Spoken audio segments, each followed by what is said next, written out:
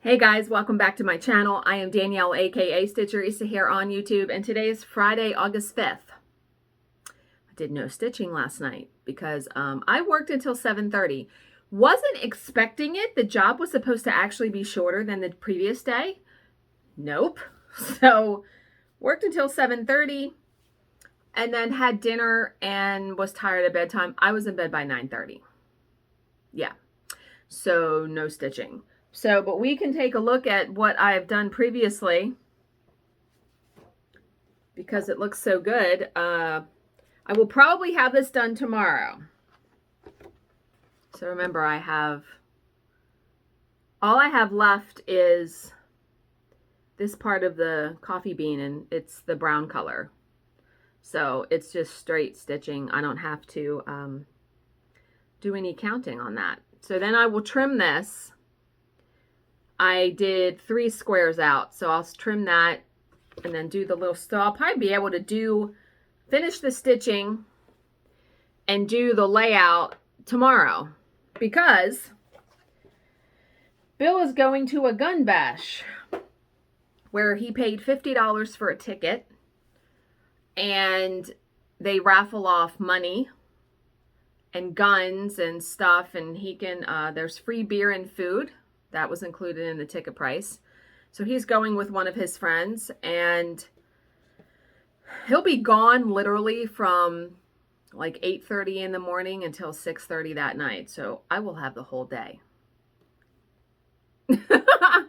I probably, and I'm considering using Jill's DoorDash gift card that she got me. I'm going to try to split it up. I might get sushi today and tomorrow just to treat myself. Yeah. So that's happening tomorrow. So I'm actually, looking forward to that, to having a relaxing Saturday, because next Saturday I have a massage and then we're going to a 5-year-old's birthday party. Now, this is the house that we normally go to a couple times in the summer. They have a pool. There's a lot of drinking. I haven't drank alcohol. I drank something at the retreat. I did have a drink when we went to dinner the one night, but before that, it's been a really long time. I haven't really wanted to drink anything. And I'm just someone, when I go to these things, I don't get in the pool. It's usually really hot. It's going to be like 85 because I looked ahead at the weather. Now, the weather can change, of course.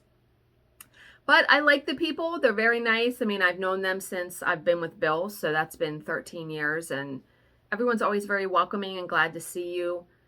I'm just not a party person. You know what I mean? Yeah. So, but trying to have a good attitude about it, I can get through a couple hours. So yesterday I went online, Amazon, and got the birthday gift for the 5-year-old, and so I have that already. So that is next week. That is next Saturday. So I will enjoy this Saturday for sure. Okay, so you know how when I do my stitching, I do the layouts in my junk journal. I have a couple of scrapbook punches. So this one is by Dress My Craft. And I actually looked I bought this from scrapbook.com. But you can buy them from their actual website. If you look, there we go, Dress My Craft. The punches aren't cheap. I want to say this one was like $12 as paper is falling out of it. This one is $12. So I went on Dress My Craft's website this morning and I added like 4 of these to my Amazon wish list, because that's what I've been doing with stuff. Instead of spending the money and buying it, I've been adding it to the wish list. So you can see this punch makes that in your corner. So I wanted to try it out on the perforated paper and look at it. Oh! Isn't that so cool? So this would be a way for me to dress up a stitching piece instead of having washi tape on the edge. I love this so much. So now I have to stitch something on this, right? They even have ones where you can do like a whole side. It's a border. So I put like 5 different punches on my wish list because there's only one other corner punch I liked where it makes a flower, but the other ones are border. It looks so cool. So just so if that tickles your fancy to do that. Okay, so I really don't have anything else to share. Needlework Expo. So there's a Needlework Expo in this month, in August. I don't know when it is. I want to say it might be the end of August. I know I got an email from Top Knot Stitcher, Abby, and because I always order stuff from her for these shows. And she is adding stuff as people are showing it or showing the sneak peeks. Jill sent me one yesterday. Beth Twist is doing another coffee piece. So I was like, ooh. And you can only see like a little snippet of it. So I probably will be buying some patterns from that just because I usually do from those shows. But I haven't bought a pattern in a while. Since the show, the retreat. But before that, it had been a while since I bought. I really haven't been spending very much money at all. Okay. So we are finally going to read the long Small Miracle story because my job today doesn't start until 11. It's only 9:30. I'm way ahead of the game today. All right. In 1995, Susie Henderson was 45, had never been married, and was stuck in a dead-end job. Dispirited as well by the failure of traditional psychotherapy to create meaningful change in her personal life, she decided to terminate her long-standing relationship with her psychologist and explore other, more unconventional avenues of help. Okay.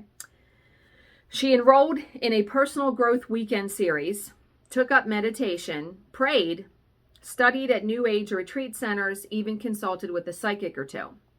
None of these brought the metamorphosis she had hoped for until she was directed by a friend to a spiritual counselor who incorporated spiritual principles into the psychotherapeutic process.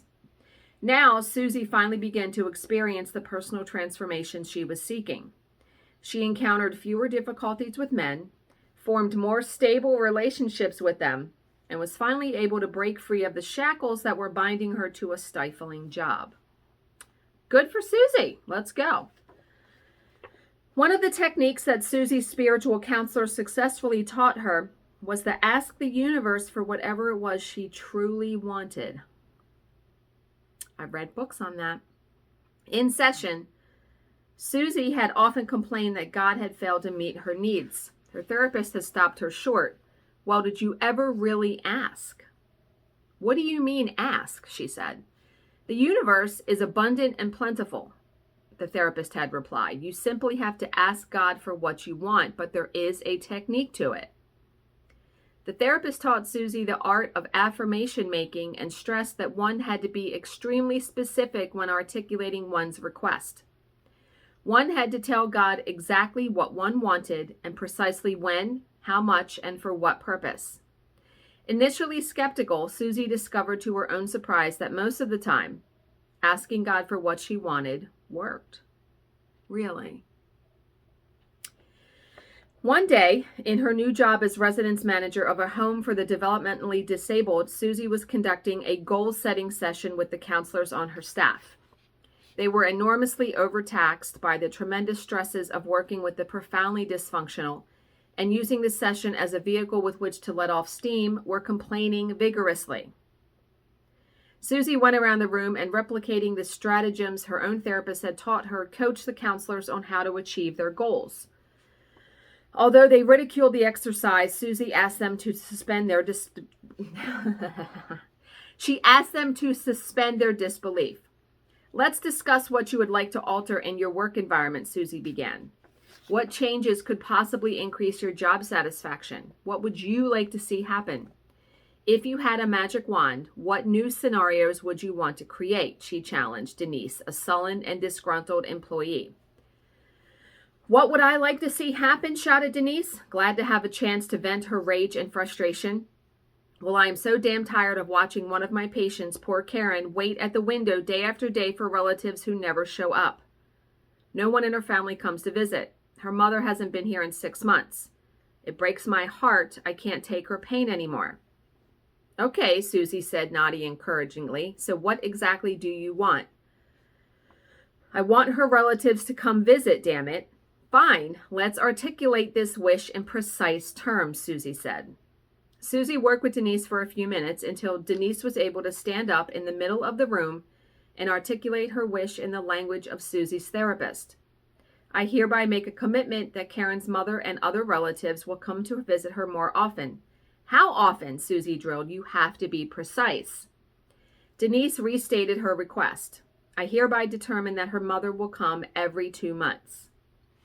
Perfect, clapped Susie. Okay, now let's see what happens.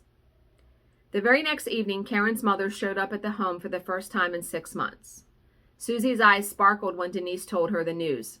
Why do you think she came? Susie asked. Someone probably called her to come, Denise mumbled in disbelief. Go ask her if that's what brought her here tonight, Susie directed. But when confronted with the question, Karen's mother shook her head emphatically. No, no one called me. I just happened to be in the neighborhood and decided to drop by. 2 days later, Karen's grandmother, who hadn't come to visit in 4 years, put in an appearance. Did somebody call you to come? Denise asked, startled to see her. No, said the grandmother. I just started thinking about Karen, that's all. Something, I don't remember what, made me think of her. The next day, Karen's aunt came, and the day after that, her first cousin. My God, said Denise to Susie, as a whole procession of relatives began to parade through the home to Karen's room. Karen's had more visitors in 1 week than she has had all year. So, what do you make of it? Susie asked with a smile.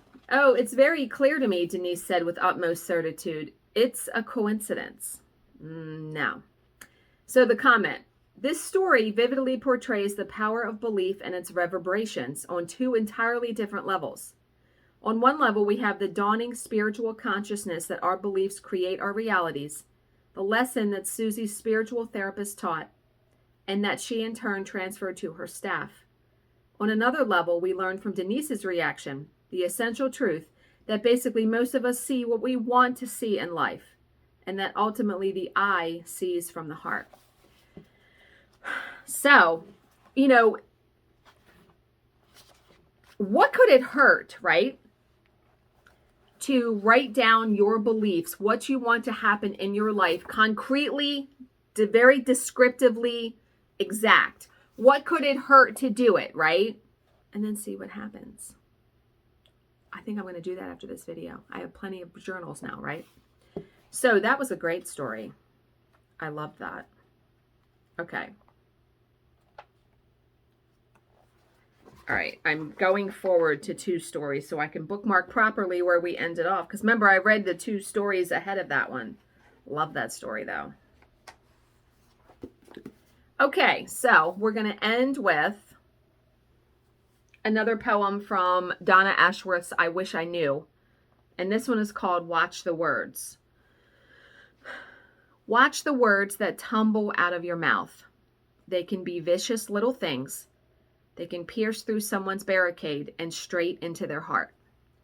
A casually spoken sentence can bury its way into the flesh and be carried around for decades, stinging each time it's pressed, shaping self-esteem. Watch the words. Watch the words that trip off your fingers that cannot truly be erased. They can wing their way through the ether, into someone's phone and into history. A moment of angry texting can come back to haunt time and time again, reopening a wound. Watch the words. Watch your words in moments of anger, in moments of fear, in moments of envy. Let them filter through your throat and ask 3 questions at the gate. Do I mean it? Is it true? Will it hurt? Watch your words. They can break down walls and build bridges, but they can just as easily break a beautiful spirit. Sometimes when I'm going to say something to whoever, and it's not necessarily the nicest thing, I'll ask myself, is it really necessary that I say this? And so sometimes I just don't say it. Like commenting on someone's path, what they're doing. Is it really necessary for me to say what I'm going to say? 9 times out of 10, it's not. So just be careful. Your tongue is a very powerful thing. Get your minds out of the gutter. That's not what I meant. I meant, you know, in what we speak and what we write and even what we think. Thoughts are very, very powerful.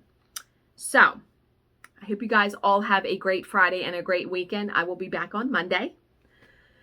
As always, if you have any questions, please leave them in the comments section below, and I will answer them to the best of my ability. Thank you so much for watching and subscribing, and I will see you in my next video. Bye, guys.